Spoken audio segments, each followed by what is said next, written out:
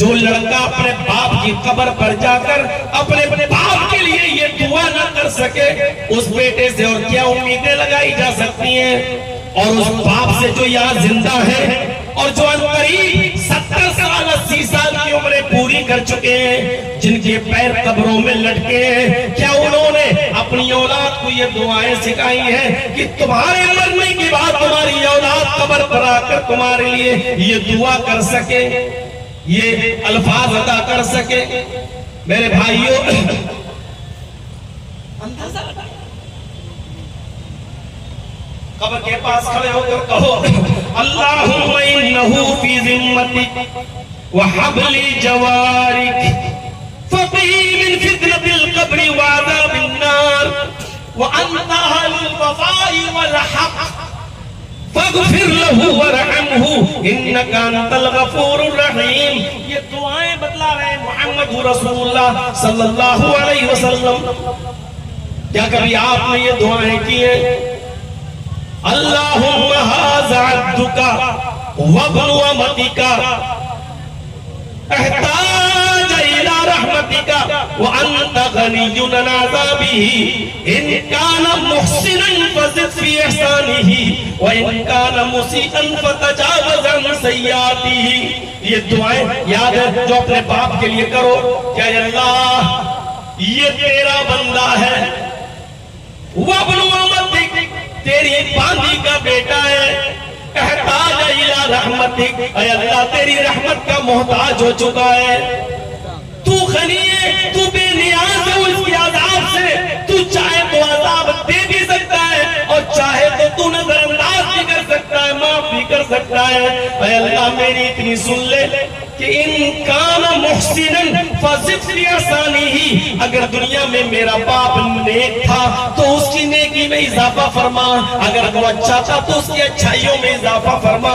व इन काना मुसीअन फतजावज़ अन सय्याती, अगर दुनिया में वो बुरा था तो अल्लाह तू उसकी बुराइयों से दरगुजर फरमा, अगर वो खराब था, बेकार था, बुरा था, तेरा नाफरमान था तो अल्लाह तू उसके सय्यात, उसके गुनाहों से चश्मपोशी फरमा, अल्लाह उसको दरगुजर फरमा।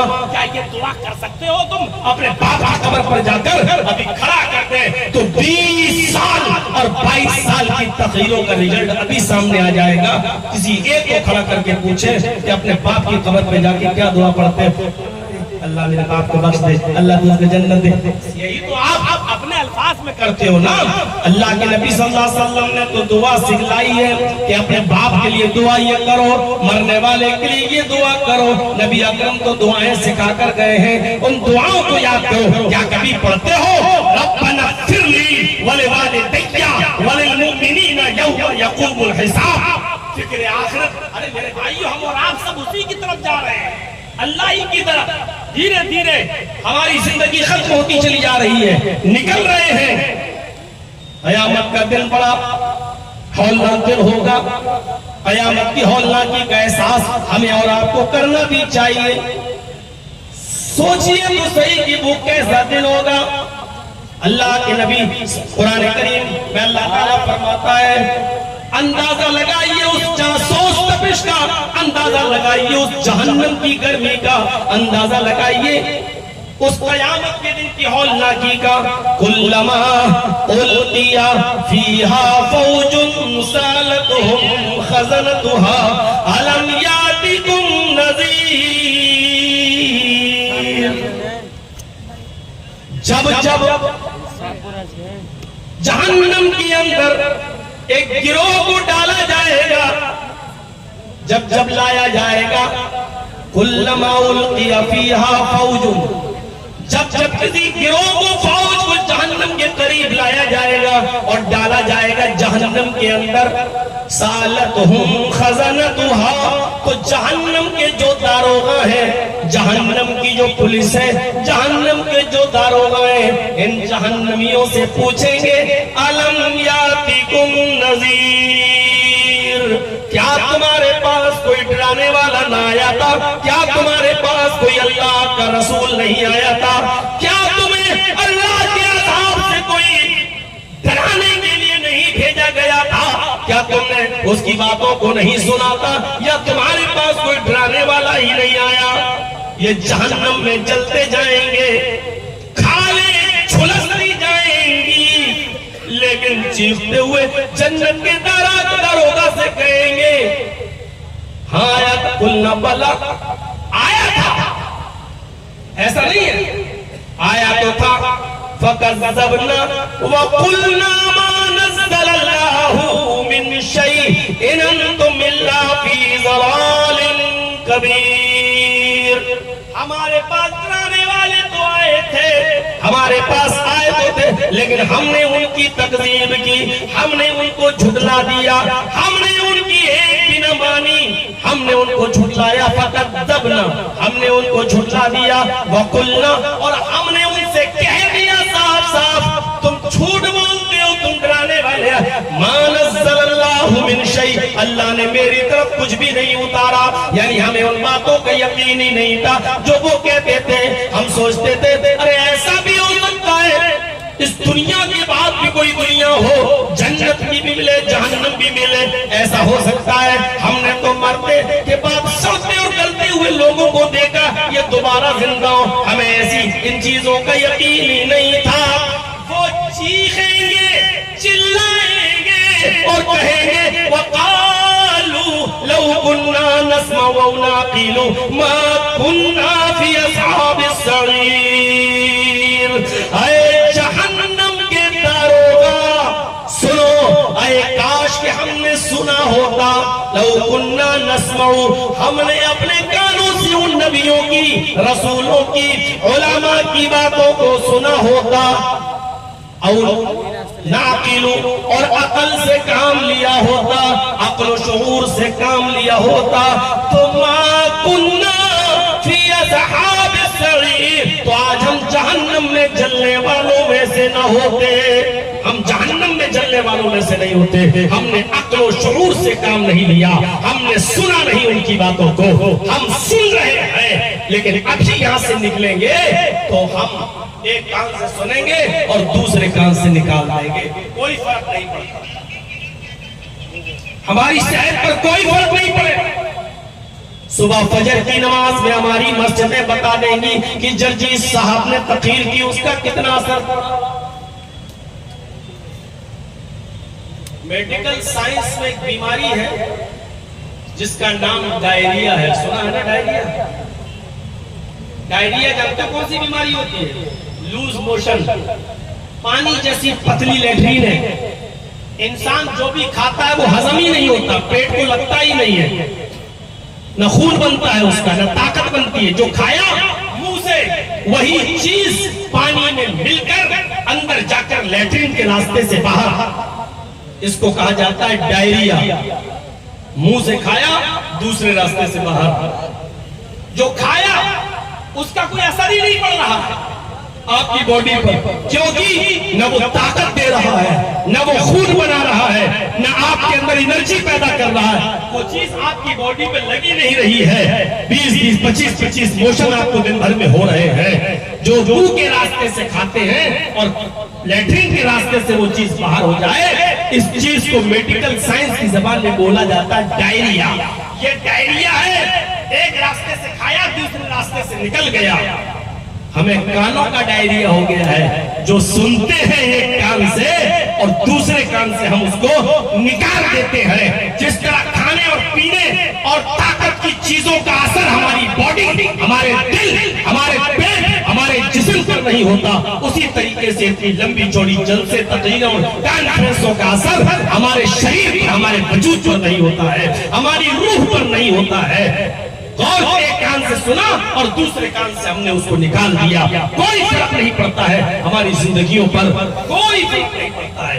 मेरे प्यारे साथियों, गौर कीजिए, जिस तरीके से इंसान का जिस्म बीमारियों से मुलव्वस होता है, उसको बुखार आता है, पेट में दर्द होता है, वो चीखता है, चिल्लाता है, दर्द से कराता है, जिस तरह इंसान का जिस्म बीमारी में मुलव्वस होता है, उसी तरीके से इंसान की रूह भी बीमारी से मुलव्वस होती है। क्योंकि इंसान दो चीजों के मजमूए का नाम है, एक तो बॉडी और दूसरी रूह। बॉडी में रूह है वो इंसान है, यानी दोनों चीजें जब तक है तो इंसान है। बॉडी भी बीमार होती है, रूह भी बीमार होती है। बॉडी की बीमारी, बुखार का आना, खांसी का आना, पेट का दर्द होना, लूज मोशन होना, ये जिस्म की बीमारी है। रूह की बीमारी ये है कि हम एक दूसरे को परेशान करें। रूह की बीमारी ये है कि किसी के बारे में दिल में कदूरत रखें, गीबत करें, चुगली करें, हसद करें और किसी से जलें और किसी से कुड़े और अपने दिल में किसी के बारे में बुरा सोचें। ये रूह की बीमारी है। मेरे भाइयों, जिस तरीके से जिस्म की बीमारी का इलाज है अल्लाह ने उतारा है, उसी तरीके से रूह की बीमारी का इलाज भी अल्लाह ने तौबा और इस्तिग़फ़ार और एक दूसरे से गिले और शिकवे को दूर करके माफी और तलाफी करके खत्म कर देना, ये रूह का इलाज है। रूहानी इलाज करो, जिस्मानी इलाज तो दवा से हो जाएगा, रूहानी इलाज करो, रूहानी इलाज। तो मेरे भाइयों, कुरान की आयत बताती है कि हमारे साथ क्या होगा और जहन्नम में हमें कैसी कैसी सजाएं दी जाएंगी। फरिश्ते पूछेंगे, क्या तुम्हारे पास कोई डराने वाला नहीं आया था? क्या तुम्हारे पास कोई डराने वाला नहीं आया था? उस वक्त हम क्या जवाब देंगे?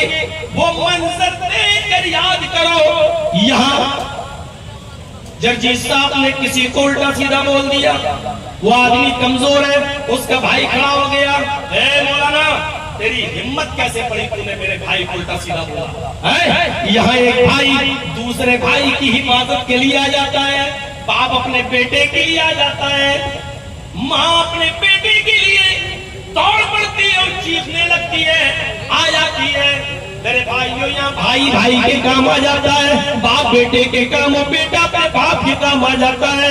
यहाँ माँ अपनी बेटी और बेटी अपने माँ के काम आ जाती है, शौहर अपनी बीवी और बीवी अपने शौहर के काम आ जाता है और आ जाती है। लेकिन इस मंजर को भी तो उठाओ, देखो, गौर करो, सोचो, यौमा यफिर्रुल मर'उ मिन अखीही व उम्मिही व अबीही व साहिबतिही व बनीही। कुरान कह रहा है, कौन इनकार कर सकता है कुरान की इस आयत का? यौमा यफिर्रुल मर'उ मिन अखीही, आदमी अपने भाई से भागेगा। क़यामत के दिन जो नजर पड़ी है मेरा भाई भागेगा। क्यों भागेगा? अरे कहीं ऐसा ना हो हमारे पास तो खुद ही नेकियां नहीं है, कहीं मेरा भाई मुझसे नेकी ना मांग बैठे। अरे हम कहां से देंगे? यहाँ भाई भाई के लिए मदद के लिए दौड़ता है, वहां भाई भाई को देखेगा तो भागेगा, तो भागेगा।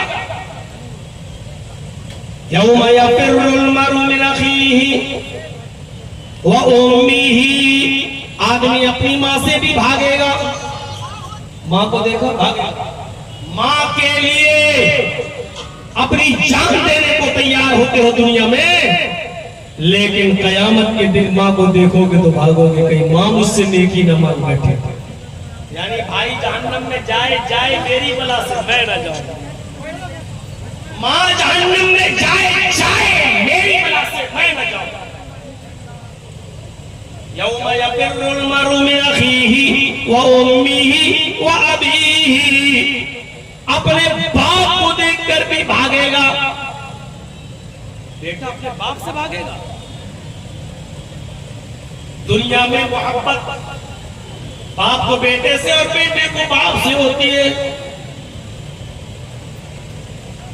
मैंने भी अपने बाप का इलाज कराया, लखनऊ की गलियों में फिरता रहा, कांधे पे उठाता रहा, चल नहीं पाते थे तो गोद में लेकर सीढ़ियों पे उठा उठा कर हॉस्पिटल में लेके जाता रहा। उस वक्त एहसास हुआ कि बाप क्या चीज होती है। गौर कीजिए, आखिरी वक्त सांसें अटकी हुई थी, मैं उनके करीब था, उस वक्त देखा रूह निकलने का मंजर क्या होता है। जैसे जैसे वो मौत के करीब होती गई, आंखें अश्कबार होती गई। ये मोहब्बत होती है बाप को बेटे से, बेटे को बाप से। लेकिन कयामत के दिन ये मंजर होगा कि बाप पर नजर पड़ी तो बेटा भागेगा, मेरा बाप मुझसे नेकी न मांग बैठे। वहां दिमाग ऐसा ही कर दिया जाएगा, वहां जहन ऐसे ही हो जाएंगे। मेरे भाइयों, जो दुनिया के अंदर एक औरत अपने शौहर को दूसरी औरत बर्दाश्त नहीं कर सकती है कि वो मेरी जिंदगी में आ जाए। मेरे भाइयों, जब एक मर्द को वहां 72 हूरें दी जाएंगी तो वहां की औरतों का और दुनियावी बीवी का हाल ही होगा कि उसको कोई एतराज नहीं होगा, क्योंकि वहां जहन ऐसा ही कर दिया जाएगा, क्योंकि वहां जलन खत्म हो चुकी होगी, हसद नाम की कोई चीज नहीं होगी। मेरे भाइयों, ये चीज का जज्बा ही नहीं होगा, इसलिए उसके दिमाग में होगा ही नहीं कि मेरा शौहर मेरे होते हुए जन्नत की किसी और हूर के पास जाए, क्योंकि ये चीज वहां खत्म हो चुकी होगी।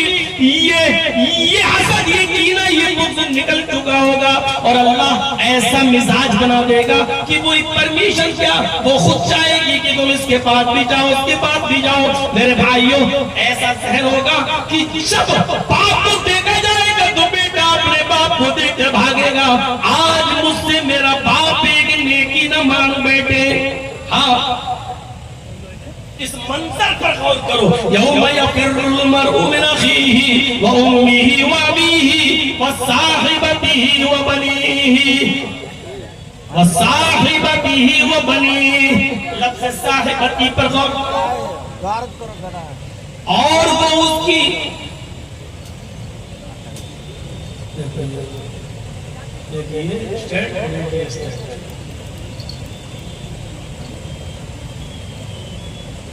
किसका है? किसका है? पता नहीं क्या कर रहे हो यार? देखो, वो लगा सब तो लगे हुए।